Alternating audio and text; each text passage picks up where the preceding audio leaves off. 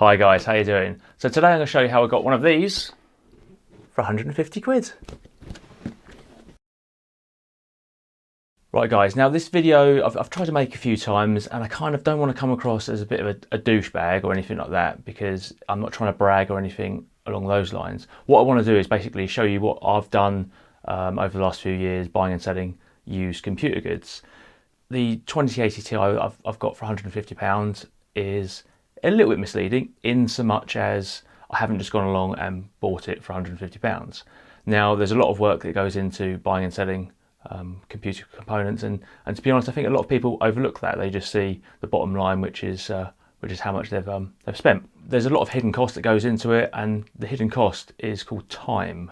Now, how much time do you want to invest getting a 2080 Ti, getting a monitor, getting whatever it is for less than you would go out and buy it? So this particular case started 3 weeks ago. Saw there was an advert for a bundle, so that's a computer with a monitor, keyboard and mouse. Now the guy was asking £12.50 for it, and I thought that's a very reasonable price. He was motivated to sell, and I had the cash to buy it off him. So I list up the details on the screen and also the breakdown of what I got for it. Now there are fees to come out of it, and later on I'll talk about probably 8 or 9 tips when buying and selling things that you need to take into account, or at least that I do. So it all starts with a search. I usually look on Marketplace, eBay for bargains. Now when I'm looking at something, there has to be a profit in it, and usually I say about £150, otherwise it's just literally not worth it, unless there's something in there that I really want that I'm unable to get elsewhere. So once I've kind of found something, I've put in an offer, it's been accepted, you then need to go pick it up. When you pick it up, you need to test it. You need to make sure everything's happy. Once you've done that, obviously you pay your money on your go. Now when you get home, you need to do further testing. I use a load of benchmarks and just check out the health of everything. And once everything's fine there, you need to split it, you need to clean it, you need to list it, you need to do lots and lots of things which you don't think of. Plus then there's the side of it where you're taking inquiries. Now if you put it on mostly, I suppose, like the marketplace on Facebook, you get a lot of undesirable people, should we say, because they want something that you've listed for, say, £100 and they want to pay you £50. Now, I get that people want a deal, and I usually do pass on deals to people, but that £100 thing, I might give them for 75, 80. It all depends on, obviously, how much you want that component, as in this graphics card, how much you don't want to pay for it. Now, I'm pretty fair and reasonable, and I'll pass on savings to people where I can. I do believe that if I was very strict with my pricing, should we say, that I would have got the graphics card for free. But it doesn't always work that way, and you can obviously hang on to parts for a lot longer than you want to if your prices are too high. It's just kind of. So when it comes to the 2080 Ti, so I've spent about £150, but I've also sunk about 20-25 hours into that. So it depends on how much you value your time versus how much that really kind of equates to monetary. But from a bottom line of X cash, I'm very, very happy. So what I'm going to do is I'm going to list out the things that I kind of think about and take into consideration when I'm buying used goods, and when I'm selling them. These are in no particular order, and you can add your own, I'm pretty sure you can. So one of the first things to think about is, are the parts desirable? Are they 4th gen Intel? Are they 1st gen Ryzen? What is the likelihood of me being able to sell the parts?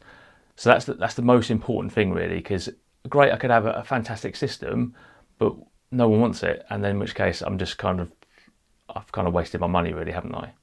So how will you get the parts? If it's local, you can arrange obviously to go pick them up. If you drive, fantastic. If you don't, then that makes it a lot harder. And computers aren't small, so you need to take that into consideration. If they are, I don't know, say 50 miles away, a courier, how much is it going to cost? Do you have to kind of pay for extra insurance or anything like that? It all kind of adds to the bottom line, really, your profit. So just bear it in mind that whilst it seems like it's a good price, when you kind of top things up, it may not be. So if you can collect locally, fantastic, because that's when you can test things as well, and you can kind of negate any potential issues. But be a little bit wary of having to courier things. So how are you going to send the items? Do you have the appropriate packaging? Do you have the original boxes for the items? If you have the original boxes, it adds about 10-15%, I'd say, because you can send it, it'll have all the little bits and pieces, whereas if you've got a system that's got no boxes, you might not have the extra cables, the extra screws, and it doesn't look as good as well. Plus there's the extra cost of having to package it up safely. You're going to do that anyway, even with the proper boxes. It just looks a lot better, and you're going to sell things easier in my experience. So selling fees. If you're selling on the marketplace, you're dealing with cash, there's no fees. It's fantastic, and that's the best way to deal with things, in my opinion. Now, if you're going through eBay, don't ever list anything that's worth any money on the normal terms and conditions. Wait for a £1 promotion. That's how I sell things. Because if you've got a £1,000 system, for instance, they're going to take 100 quid. And can you lose 100 quid? Probably not. You know, if it's, I don't know, say 20 or 30 pounds, then it's 2 or 3 quid, and that's kind of fine. But on high ticket items, do not pay full whack, is what I'd say. After eBay, for instance, there is PayPal. Now, PayPal are charlatans. Try not to deal with them if you possibly can. That's why I recommend cash. But if you are going to go PayPal, remember it's about 3.5% that you have to pay. But I normally say to the person that if you want PayPal, then you pay the fees. So bear it in mind that it is a possibility, and also bear in mind scammers. So just cover yourself, make sure you do tracking and you've got serial numbers and stuff like that. But I'll probably talk a little bit about that in a minute. Oh yeah. Actually, I do talk about that in a minute. Yes, protect yourself basically. Don't leave yourself exposed. By that I mean, if you send something unrecorded, they can say, oh, I didn't receive it, on PayPal, for instance. So always track your items, always get them insured where possible, and don't fall for a sob story. I mean, I had one guy that wanted me to send something and then pay on receipt, and it's like, yeah, that's not going to work. That's not the real world, and I'm not going to fall for some silly little story. As I alluded to as well, get serial numbers. If you've got like a black pen, then you can mark your items. So you get some people that will try and return their broken product and replace it with yours. So just be aware of that. Make sure you're kind of familiar, you get photographs, and you just be sensible and cover your back. Trust your gut. If the guy, girl seems dodgy in any way, walk away. Just don't deal with it. If you know what you're doing and you know the parts and you're kind of happy, then that's kind of a different story. But if you're inexperienced and you're kind of not too sure, something just doesn't add up, just walk away. You won't regret walking away, and probably later on you'll think back and it's like, oh, I'm glad I didn't get caught up in the emotion of the purchase, because it is an emotional decision that you make. Do you trust this person? Are they credible? Is what they're saying realistic, and your expectations as well? So we'll just walk away if it sounds too good to be true, because it probably is. Understand how people think. So people want a bargain, but if you kind of price your things too low, then people want to knock you down even further. So for instance, something's worth 100 quid, mark it up at, I don't know, say 110, but you're expecting 90. They think they've got a bargain, but in reality you got the money which you expected in the first place. Whereas if you start at say 100 or 90, it's only going to go down from there. If you've got a quality product, people will pay for it. Obviously if there's no market for it, then that's when you've got to think about reducing your price. But just stick to your guns, and I'm sure you'll get a good sale, because people will respect that. And I've had it before as well, even in this sale. So there was a monitor which I had, a guy wanted to give me 300. I was like, no thank you, I want 325. And he was like, okay, that's fine, because he's just trying it on, and I try it on as well. But if obviously you draw your line in the sand, and then people either say yes or they'll say no. Be honest with the condition of the products. If it's got a defect, let the person know, because they want something that's perfect, otherwise they're going to look for a discount. If you try and cover it up, then when it comes to them paying, they're going to be like, yeah, I don't want it now, you've messed me around, and they're going to get upset. So if it's got a problem, let them know. They can adjust their price as can you, because obviously ultimately if something isn't quite 100%, then why is someone going to pay you your full price for it? So just, like I said, be honest with them, and there'll be no surprises. Be friendly, but don't be a pushover. So by that I mean, if you've got a price in your head and they want to kind of lowball you or give you a sob story, just be firm with your price. Just say no thank you, and then just wait for the next buyer, because there will be another buyer, and you're not going to feel like you've been ripped off. Hi guys, editing Wayne here. I was doing some editing earlier on for the video, and I realised I'd lost some of the footage. So I'm going to have to re-record it, but that's fine. I'm happy to do that. Now, what I'm going to do is I'm going to touch back a little bit about the buying process, because I don't think I covered it, to be honest. And obviously I spoke about knowing whether your product is desirable, but one of the things you need to know is current pricing. Now, obviously it might retail for say £100, but what is the second-hand market? How do you find that out? And typically what I would do is I would look on the sold items on eBay, and that will give you an idea. Now, they may be out of whack, they may be out of date, you may not have much to go on.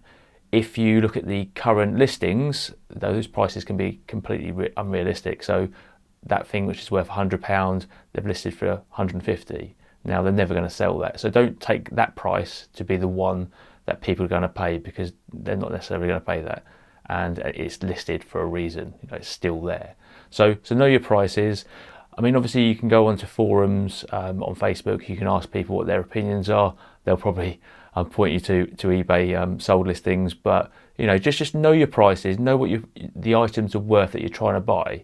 Now, I typically go to the lower end of the spectrum, and obviously that helps with the buying side, I get that. But you need to, what is the worst case scenario for the build that you've got, or you're looking to buy? Obviously, if you're looking at the high end, oh yeah, I'm going to get £150 for it, then you're probably going to lose money. So just bear that in mind. It's very important. Also, what is important is what is the current demand, because that's going to dictate price as well. So if you've got yourself a 3080, well done. You probably won't have. Most of us don't have, but the RRP is, as I say, £650 to £800 is what I've seen them listed for. In the shops, that is. But when it comes to eBay, you might be able to get 1,000, 1,200 quid. So if the demand is higher than the supply, just normal kind of business, then obviously you can get more for your money. One thing that's important in my eyes is when you're buying items, be courteous to the seller. Now, treat them how you'd like to be treated. If you lowball, you're kind of insulting, you kind of like take liberties, then basically, people will do it to you. And if you get upset, then that's kind of a bit douchey, really, isn't it? So if they say no, thank you to your price, then leave it. If then in 2 weeks' time, for instance, they've still got it listed, they've obviously got the price wrong, and that's for them to discover themselves. Reopen your interest in it, and then you never know, you may get it for the price that you wanted, or if not, close enough. So the bottom line of the video, I suppose, is can you make money from buying and selling goods? The answer is yes, but I wouldn't use it to kind of make money. I've always done it to upgrade my system at very little cost, and that's something that's kind of like motivated me to want to do it. If it's just down to money, then the amount of time that you've got to put into it probably isn't worth it. It's probably like minimum wage. And if sometimes you do come across a deal that I can't turn it down, that's easy money, and that's great. You take those opportunities, but to use it basically as an income, yeah, that's not what I'm kind of looking to do. It's a hobby, and I think it'll always stay a hobby, to be honest. Guys, if you enjoyed the video, give it a thumbs up. If you haven't seen any of my other videos, go check them out. Subscribe, hit the notification button. I'm going to be doing lots of content over the next few weeks. I've got a mini ITX build that's coming up. And yeah, so just stay tuned, and I'll see you in the next one.